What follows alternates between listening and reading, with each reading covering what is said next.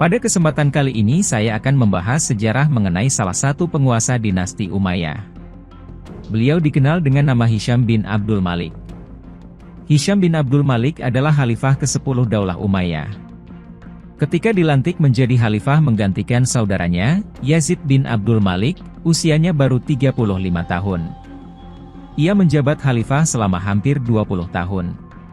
Para ahli sejarah menyebutnya negarawan yang ahli dalam strategi militer. Pada masa pemerintahannya, selain memadamkan kemelut internal, ia juga meluaskan wilayahnya keluar.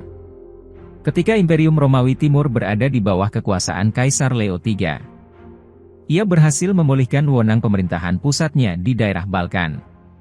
Kini Kaisar Leo III kembali ingin merebut wilayah Asia Kecil dari kekuasaan Daulah Umayyah yang sedang dipimpin Hisham bin Abdul Malik. Jadi, dua kekuatan siap berhadap-hadapan. Sementara itu, sepeninggal Empress Wu yang mengalami kemelut berkepanjangan, dinasti Tang di Tiongkok berhasil memulihkan diri di bawah kekuasaan Kaisar Xuanzong. Setelah kondisi internal pulih, ia bermaksud merebut daerah Xinjiang, Turkistan Timur, yang berhasil ditaklukkan oleh Panglima Qutaibah bin Muslim. Di wilayah Andalusia, Khalifah Hisham mengukuhkan Panglima Anbasa bin Syuhain sebagai gubernur menggantikan Samah bin Malik al-Haulani yang gugur. Dengan pasukan cukup besar, Panglima Anbasa menyeberangi pegunungan Piren dan menaklukkan wilayah Narbonne di selatan Perancis. Selanjutnya ia maju ke Marseilles dan Avignon serta Lyon, menerobos wilayah Burgundi. Kemenangan itu membangkitkan semangat Anbasa. Ia terus maju ke arah utara dan menaklukkan beberapa daerah sampai ke benteng Sens di pinggir sungai Seine yang jaraknya hanya sekitar 100 mil dari Paris, ibu kota wilayah Neustria kala itu. Karel Martel, yang menjadi pejabat wilayah Neustria, segera maju menghadang pasukan kaum muslimin. Terjadi pertempuran sengit. Panglima Anbasa gugur, dan pasukannya bertahan di wilayah selatan Prancis. Peristiwa itu segera sampai ke Damaskus.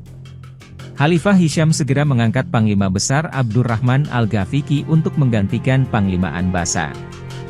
Dalam hal melanjutkan cita-cita pendahulunya, Panglima Abdurrahman al-Ghafiqi sangat hati-hati.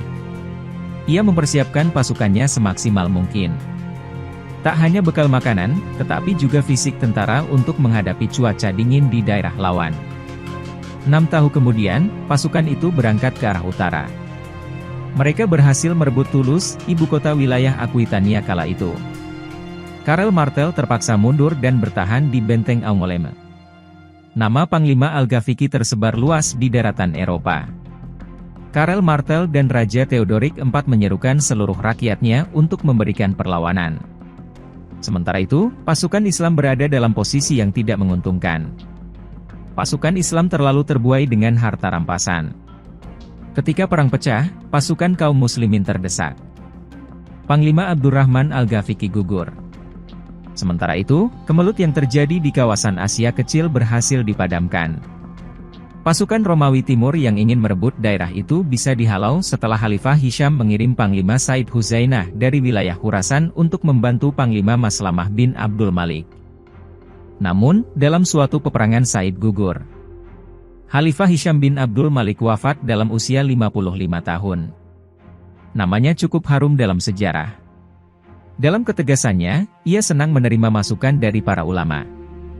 Demikian yang dapat saya sampaikan, semoga bermanfaat dan dapat menambah wawasan kita semua. Jangan lupa share, like, dan subscribe.